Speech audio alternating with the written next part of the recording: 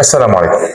باختصار شديد قوي كده ومن الاخر، واضح فعلا ان في حاجه في اتحاد الكوره من ناحيه سيد عبد الحفيظ تحديدا. والدليل على كده ان سيد عبد الحفيظ والوفد اللي معاه لما راحوا اتحاد الكوره ما لقوش غير رئيس لجنه الحكام، واللي طلب من سيد عبد الحفيظ ان الوفد اللي جاي من النادي الاهلي ما يكونش غير فردين بس، الجهاز الفني والاداري. وده طبعا مخالف، لان ما فيش في اللائحه واي لائحه في اتحاد الكوره بتنص على ان اتحاد الكوره يلزم الانديه في الحالات اللي زي دي ان يكون في ناس معينه، لان ده قرار بيرجع للنادي نفسه. هو الوحيد اللي ليه حق اختيار الناس اللي هيمثلوه، وخصوصا لما يكون في حوار داير بالشكل ده.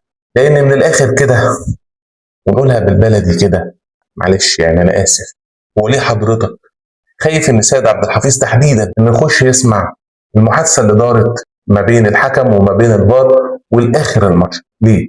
انت كل رفضك دوت بيدل على ان فعلا في حاجه انت خايف منها.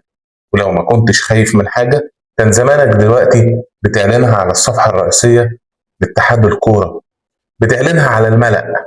تاني حاجه، عرفت بعد وفد النادي الاهلي ما مشي حصل ارتياح شديد عند هاني ابو ريده واحمد مجاهد، وكانهم خدوا نفسهم.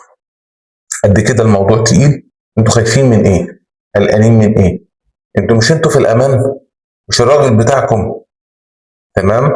وبعدين رئيس لجنه الحكام طلع وقال ان اتحاد الكره ما طلبش مني لانتدب حكم لمباراه القمه اللي الاهلي انسحب منها.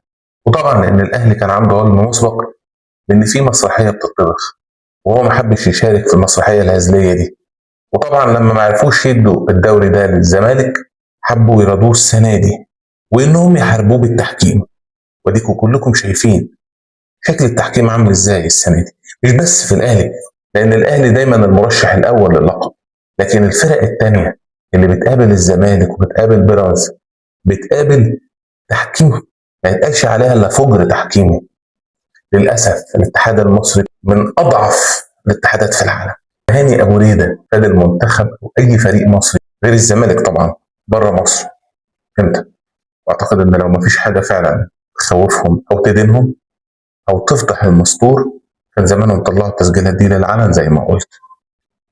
والتسريبات الغريبه اللي موجوده دلوقتي انهم حاليا بيفكروا ان يوجهوا الشكر لرئيس لجنه الحكام. طبعا مش غريب الكلام دوت، لانه ده اول واحد هيضحى بيه.